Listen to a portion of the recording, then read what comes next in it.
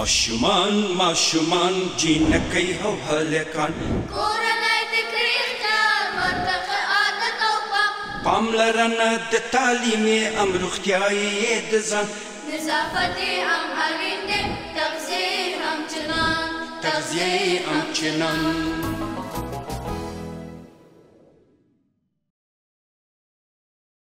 د ژوندون تلویزیون قدرمن لیدونکو سلامونه وخت مو په خیر. زه حنان یم د ډاکټر روغتیایي خپرونې طریقه ستاسې په درانه چوپړ کې حاضر شوی یم. قدرمنو، د تل په څیر په دې خپرونې کې موږ د روغتیا په لارو چارو باندې بحث کوو.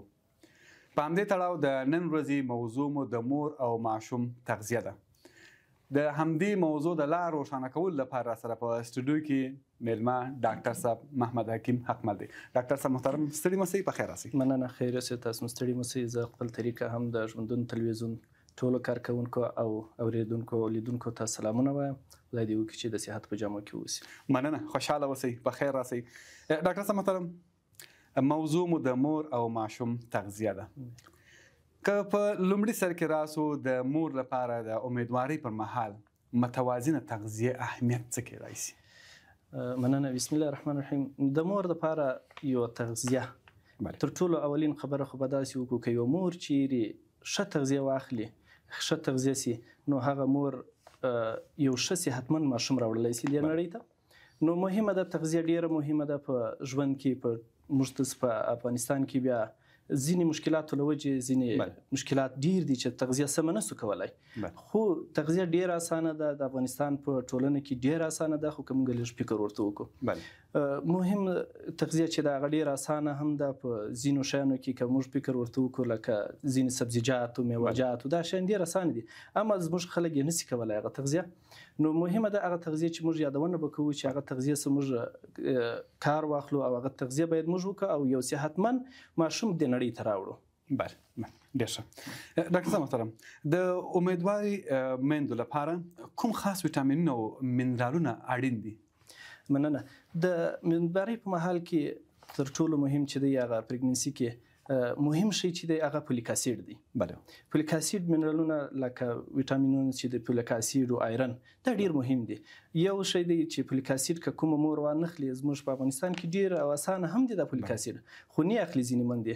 او فولیک اسید چې کومه یو مور واخلي، هغې دپاره د ماشوم یو دماغي ډیر هوښیار او ډیر زیرک دې نړۍ ته راځي. یو ځینې مریضیان د فولیک اسید د کمښت د وجې رامنځته کېږي، لکه سپینه بایپیډیا یو مریضي ورته وایي چې موږ ورته وایو دغه د ملا تیر سوری کېدل دی. دغه مریضۍ اوس په افغانستان کې هم ډېرې سوي دي، ولې چې د نه فولیک اسید د وجې ځینې مهم دغه فولیک اسید هغه نه اخلي دا مندې. بیا دوم قدم کې آیرن دی، آیرن ډیفیشنسي ورته وایي. نو کومې مندې که چیرې آیرن وانخلي، هغه مور به ډېره خسته واوسي. د ولادت د حمل په جریان کې به هغه مور ډېره خسته واوسي، به خوراک به کمیږي، تغذیه به سمه نشي کولی. نو مهمه دا شی دی چې دغه یو مور آیرن واخلي، لکه اوسپنه. په اوسپنه ډېره اسانه او په ډېرو ښه شیانو کې موږ تس لرو، هم یې ټابلیټونه لرو او هم دغسې شیان موږ په سبزیجاتو میوهجاتو کې چې ډېر اسانه دي، لکه مثال شنه پاڼې لرونکي کې ډېر فولیک اسید دي. باید هره مور هره ورځ په تغذیه کې خامخا د شنو پاڼو لرونکو لکه ګندنه او پالکو د شیانو څخه باید استفاده وکړي. اوسپنه، آیرن، لکه چې په سیب او مغز لرونکي شیانو، لوبیا او نخود، دا شیان موږ تاسو عموما ټولنه کې کاروو، خو ښه نه کاروو. نو مهم دا شی دی چې دغه شیان باید ډېر کار سي. یو مور دغه شیان ته مهم دی چې دغه شیان واخیستل سي. ډېر ډاکټر صاحب محترم، کولسټریم یا په عامه اصطلاح باندې چې ورژه ورته ویل کېږي، دا څه وخت ورکول کېږي یو ماشوم ته او د دې اهمیت څه کېدلی سي؟ مننه حنان صاحب. کولسټروم یا ورژه چې موږ تاسو په پښتو کې ورته وایو، دا یو مهم شی دی. د یو ماشوم که دې نړۍ ته راځي، تر ټولو نه اولین شی چې دی دغه باید ورته شروع سي. یو ماشوم ته کولسټروم ورته وایي. دغه د مور چې څنګه کوچنی ماشوم پیدا سو، په اولین ساعت کې یعنی په نیم ساعت کې تر نیم ساعت مخته باید دغه مور دغه شی ورکړي، یا ژړ رنګه مواد یا شیدې ورته ویلی سو، دا باید د ماشوم ته ورکول سي. د دې ډېرې زیاتې فایدې دي. دا خو یو چې ماشوم دپاره یو انټي باډي ده، یو دفاعي سیسټم ورته ویلی سو چې دفاعي سیسټم د دې کوم ماشوم تغذیه کولی سي. نو که یو ماشوم چیرې دغه شی واخیستل سي، دی به تر راتلونکو 6 میاشتو پورې دی د ډېرو مریضانو خلاص وي. مهم یې چې دی هغه میزلز یا موږ ته سرخکان یا شری ورته وایي، د دې شیانو بیخي دفاعي دغه پکښې انټي نشته پکښې کې. دوم قدم کې لکه کامن کولډ یا زکام چې موږ ته ورته وایو یا ډاریا یا نسناس او دغه شیانو ډېر دفاعي انټي په دې کې شته چې د دغه شیانو څخه ډېر مخنیوی کوي. سینه بغل اوس موږ په ټولنه کې کوچنیان چې دی اندازن یو میاشت 2 میاشتو ته رسېږي کوچنی سینه بغل سي. مهم لامل دغه دی چې دغه مندې کولیسټرول نه ورکوي او بدبختانه به ووایي چې زموږ په ټولنه کې دا شی بیخي ډېر دی، وایي ورته وایي چې دغه شی دا شیدې په برست کې یا په تیانو کې خرابې سوي دي، دا باید ماشوم ته ورنه کول سي. خو دا یو بدبختانه چې دغه ډېر بد رواج دی زموږ په ټولنه کې. نو مهم دا شی دی چې دغه شیان باید یو کوچنی یو ماشوم ته تر ټولو نه اولین نیم ساعت یا الی 1 ساعت کې باید موږ ماشوم ته ورکول سي دغه شی. ډېر ښه. بیا هم په همدغه ځای کې پاتې شو ډاکټر صاحب محترم، یو ځینې مندې دا رقم وي چې که څه هم دوی خپلې شیدې ولري خو بیا هم خپل ماشوم ته هغه مصنوعي شیدې چې په بازار کې دی خرڅېږي او دی رانیسي دغه ماشومانو ته ورکوي، دا به منفي تاثیر ونه لري په ماشوم؟ حنان صاحب دغه بیخي زیات منفي تاثیر لري. که دغه شیدو ته موږ وګورو دا خو هیڅ یو دغه هم نه لري په دې ټولنه کې چې باید ورکول سي. یو خو د اقتصادي له لحاظه اقتصادي ډېر غټه ضربه ده یو کورنۍ ته، که چیرې دا شیدې راوړل کېږي ولې دا شیدې په موږ په هېواد کې ډېرې ګرانه دي. نو یوه مور که خپلې شیدې ولري د دې ګټې نه خبره سي، هېڅ وخت به یو مور ونه کولی سي چې مصنوعي شیدې ورکړي. مصنوعي شیدې هېڅ ګټه نه لري، ستړیا یې هم ډېره ده. یو مور که چیرې یو ماشوم راخلي د پتن نور هېڅ نه غواړي، بس ماشوم د خپل برست یا تیته اچوي او شیدې ورکوي. او که چیرې یو مصنوعي شیدې اقتصادي ضربه یې وده، ستړیا یې بله ده او ماشوم ته ډېر زیات تاوانونه رسي، ولې چې د دغه مصنوعي شیدو سره ډېر میکروبونه کولی سي چې ماشوم ته لاړ سي چې دغه سره بیا نسناس ته، سینه بغل او ډېرې زیاتې داسې مشکلات ورته پیدا کولی سي. ډېر دا یو عامه اصطلاح په دغه خاطر مې ویل د نظر ما سره راسره و چې د ډاکټر صاحب څخه دا پوښتنه وکړم. په ټولنه کې دغه شی ډېر مروج شوی دی. ډاکټر صاحب محترم، یو امیدوارې مور ته اوبه څومره مهمې دي په ورځ کې، باید څومره د اوبو څخه استفاده وکړي؟ حنان صاحب ډېر مهم سوال دی. یوه مور که چیرې په ټولنیز ژوند کې عموما که یو امیدواره اوسي او نه اوسي، دا باید ډېرې اوبه واخیستل سي، ډېرې اوبه باید وڅښي. او په امیدوارۍ په مهال کې حد اقل یوه مور د 8 نه تر 10 ګیلاسو یا 12 ګیلاسو د ورځې دا په جریان کې اوبه واخیستل سي. کنې دغه مریض دغه مور چې دا د ډیهایډریشن نه ساتل کیږي، یعنی د دې د بدن اوبه به نه کمیږي، دا به تندرسته اوسي، د دې به پښتورګي، یعنی د دې ټول سیستم د اوبو سره هم ماشوم او مور ته ډېره زیاته ګټه کولی سي. ډېر ډاکټر صاحب محترم، یو بل مهم سوال چې ډېر مهم دی، د تغذیې کمښت د جنین په وده او صحت باندې څومره تاثیر درلودلی سي؟ مننه حنان صاحب، بیخي ډېر تاوانونه لري او موږ په افغانستان په ټولنه کې دا شی ډېر کم هم دی او ډېر فکر هم نه ورته کوو دې شي ته. یو مور موږ په داسې په ټولنه کې دغه زموږ کورنۍ چې دي د غټې کورنۍ دي، نو د یوه امیندوارې مندې دپاره دا ډېر مهمه ده، دا ټولو کورنۍ ته زه دا وایم چې د دې سره باید ډېر څه وسي.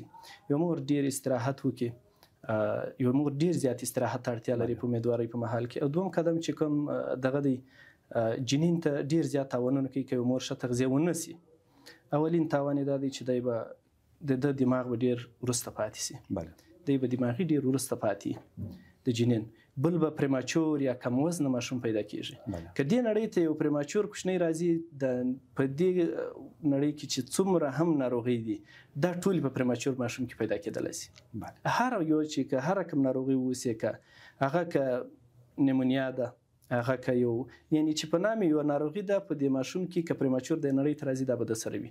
نو خو موږ وایو چې یوه مور باید ډېر مهمه ده ورته چې دی باید د سیکنډ او تھرډ ټرایمسټر کې باید ډېره خوراک وکړي، ډېره تغذیه ځان ته وکړي چې د ماشوم ښه صحتمند اوسي او د نړۍ ته ښه صحتمند راسي. ډېر ښه ډاکټر صاحب محترم، ماشوم ته کله چې یو ماشوم د نړۍ ته راځي، په 6 میاشتو کې د 6 میاشتو په دوره کې یوازې د مور شیدې د لپاره ولې مهمې دي؟ مننه حنان صاحب، د مور په شیدو کې هر رقمه تغذیه خدای پاک پکې دغه د مور په شیدو کې ښه ده. هغه که هر رقم ویټامینونه دي، که هر رقم منرالونه دي، که هر رقم کاربوهایډریټ دي، دا ټوله شیان د مور په شیدو کې شته. یعنی مور شیدې تر 6 میاشتنۍ پورې یو ماشوم دپاره بس هر رقم غذا کافي ده، هېڅ شي ته نور عین اضافي اوبو یا نور مایعاتو ته هم ضرورت نشته. موږ په ټولنه کې ځینې وخت دا 25% ګلوکوز ورته وایي دا ورکول کېږي. ځینې مندې چای ورکوي، تورې وشنې دا چای ورکوي. دې هېڅ شي ته ضرورت هم نشته او دغه نور کوچنیانو ته تاوان هم رسوي. فقط و فقط د مور شیدې 6 میاشتو دپاره کافي، هر څه غذا مکمله ده، هېڅ بل شي ته ضرورت نشته چې ورکول شي. ډېر ښه. دا په دې خاطر مې وویل ډاکټر صاحب محترم چې بار بار په دغه باندې یادونه کېږي چې ماشوم ته باید د 6 میاشتو پورې هیڅ نوع نور خواړه ورنه کول شي، یوازې د مور د شیدو څخه استفاده وکړي. په دغه خاطر هم دغه سوال راته پیدا شوی و. ډېره مننه. ډاکټر صاحب محترم، یو بل سوال ته هم راځو، د ماشوم لپاره تکمیل خوړو پیل. مننه حنان صاحب. تر 6 میاشتو پورې چې کله موږ ماشوم ته شیدې ورکول شي، له دې بعده موږ ورته وینینګ ورته وایو. دا وینینګ موږ ورته شروع کوو. د وینینګ شروع ډېره مهمه ده چې باید ولې په 6 میاشتو نه اوخواته بیا یو کوچنی ماشوم ته د مور شیدې چې څومره دي دا بیا مکمله تغذیه نشي کېدلی. دې دپاره به وینینګ شروع کوو. نو وینینګ چې هر وخت ماشوم ته شروع کوو هغه ډېره نرمه غذا په اولین سر کې موږ ماشوم ته شروع کوو.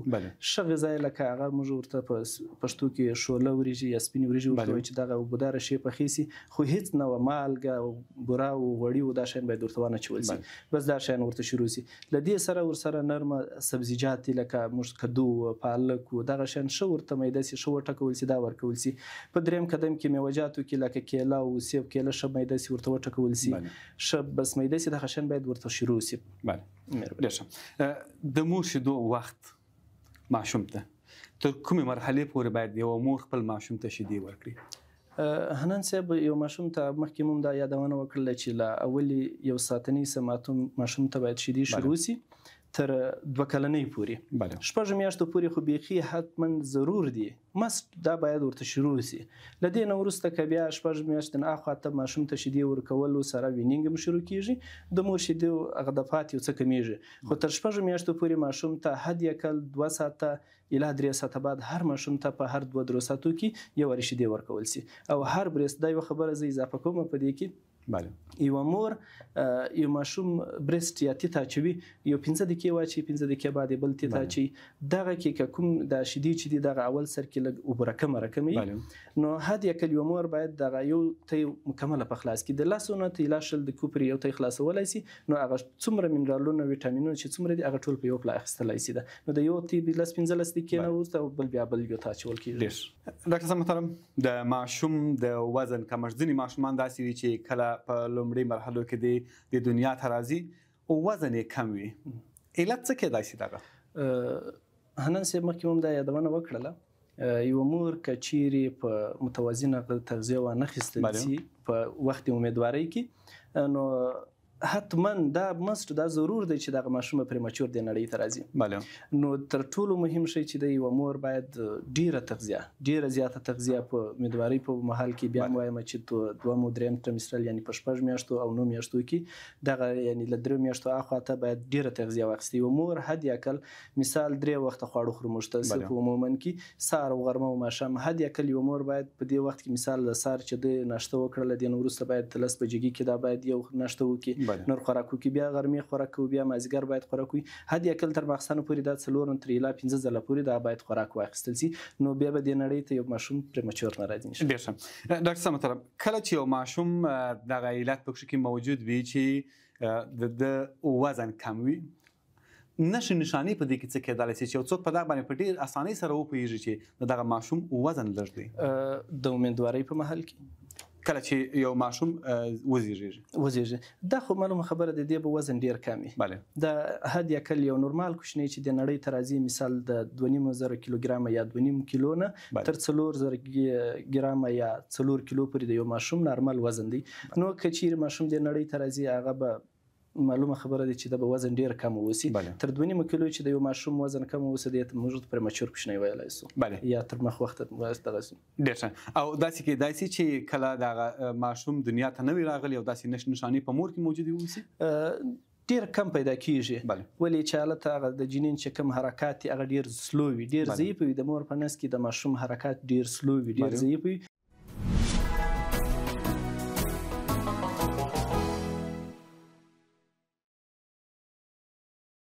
نو هغه ډېر کم معلومیږي خو هغه خپله د مور خپله صحت نه دی سم مور که چیرې صحت سم اوسي انشاءالله د پریماچور د کوچني څخه مخنیوی کولی سو. ډېر ډاکټر صاحب محترم د مور لپاره چې په تغذیه باندې مو ډېر بحث وکړي چې مور باید یو سالمه تغذیه ترلاسه کړي. کله چې یو مور یو سالمه تغذیه ترلاسه کوي د دوی په شیدو باندې څومره تاثیر درلودلی سي؟ حنان صاحب مننه دا خو یو ښه سوال هم دی او یو مور که چیرې ښه تغذیه واخلي وروسته تر امیدوارۍ نه د دې شیدې به کافي اندازه واوسي ماشوم به په کافي اندازه موړ واوسي. نو یو کوچنی چې مور چې ښه تغذیه وکړله حد اقل لکه کوم چې په امیندوارۍ په مهال کې مو وویل چې 4 نه 5 وخته پورې باید غذا واخلي دغسې د امیدوارۍ په مهال کې ډېره ضرور مست باید چې یو مور دغونه ډېر خوراک وکړي چې څو پورې دغه شیدې تولید زیات سي چې یو مور هغه وخت کې به اوبه هم ډېرې چي یو مور که چیرې دغه خبره بله کومه پکښې اضافه کوم یو مور که چیرې دغه شکایت لري وایي زما شیدې کمې دي عموما کې شیدې نه کمیږي خو دا زموږ په ټولنه کې دا یو رواج دی وایي ما شیدې ډېرې کمې دي اما د یوې مور هېڅ وخت شیدې نسي کمېدلی بس یو د دوی سره ټولو مهم چې دی باید په خوړو کې کاربوهایډریټ لکه وریژې ډېرې باید واخیستل سي ډېر زیات مهمه دی چې وریژې دوی ډېرې واخلي او که هر وخت یو ماشوم ته تی ورکوي شیدې ورکوي حد اقل د هغه نه مخته 15 یا الا 10 دقیقې مخته 2 ګیلاسه اوبه چای توري چای هر کوم شیدې خوند ورکوي دا شاید باید واخیستل سي نو انشاءالله چې ماشوم ته شیدې ورکوي دغه په کافي اندازه واوسي. ډېر ښه دا هم هغه یو قناعت بخشه جواب چې تاسو ورکړئ اکثریت میندې دغه یو شکایت لري چې زه شیدې نه لرم هېڅ داسې موږ خو په کتابونو کې څونه کتابونه موږ مطالعه کړي دي هېڅ داسې یو کتاب کې موږ نه دی راغلی چې ووایي چې دغه د مور شیدې کمې سولې یا کمیږي یو واحد شی چې دی هغه به تغذیه نه کوي نو که چیرې یو مور ښه تغذیه وکړي هېڅ وخت نسي کولی چې دا مور ووایي چې زما شیدې نشته. ډېر ښه ډاکټر صاحب محترم کومې ناروغۍ د خرابې تغذیې له امله پیدا کېدلی سي؟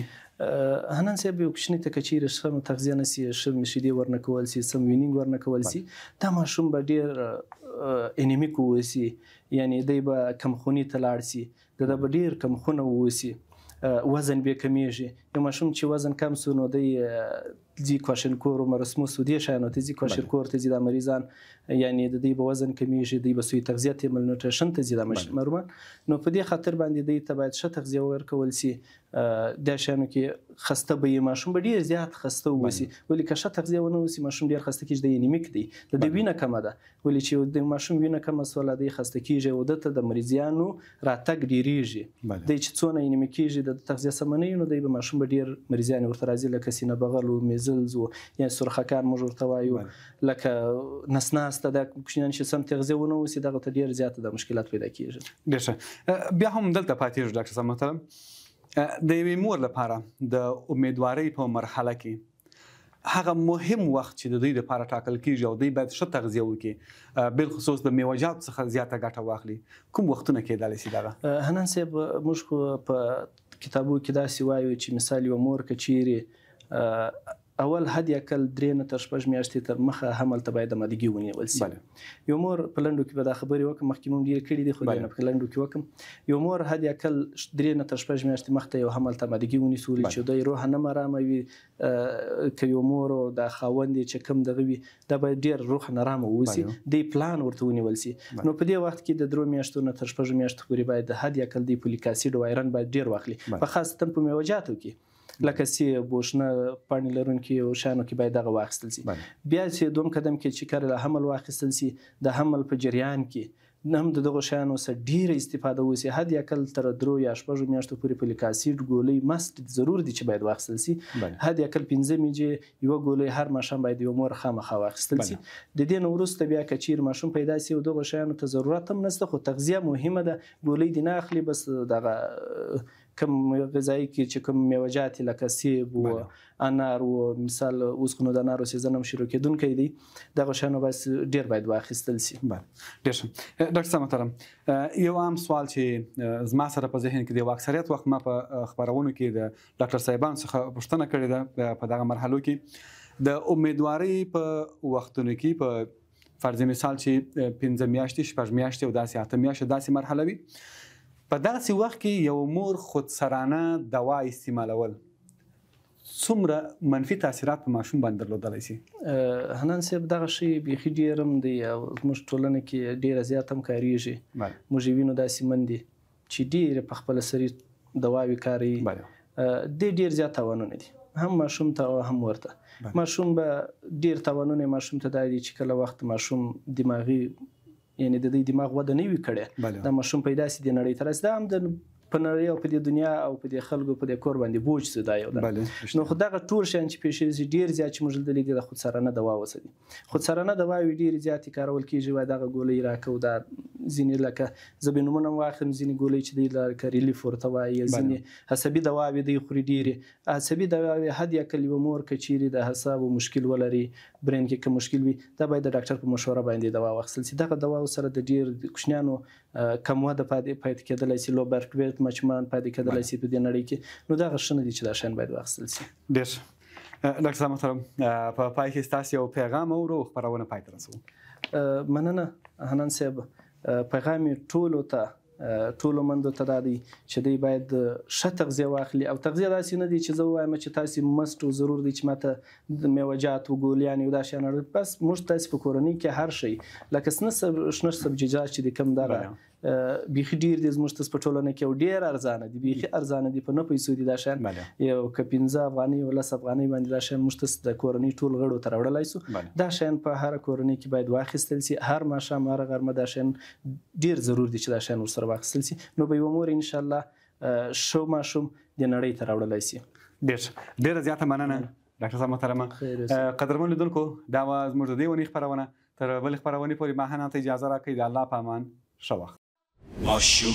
ماشومان جینکۍ او هلکان کورنۍ د کړي خیال ورته عادت او پاملرنه د تعلیم ام روغتیايي د ځان نظافت هم اړین دی تغذیه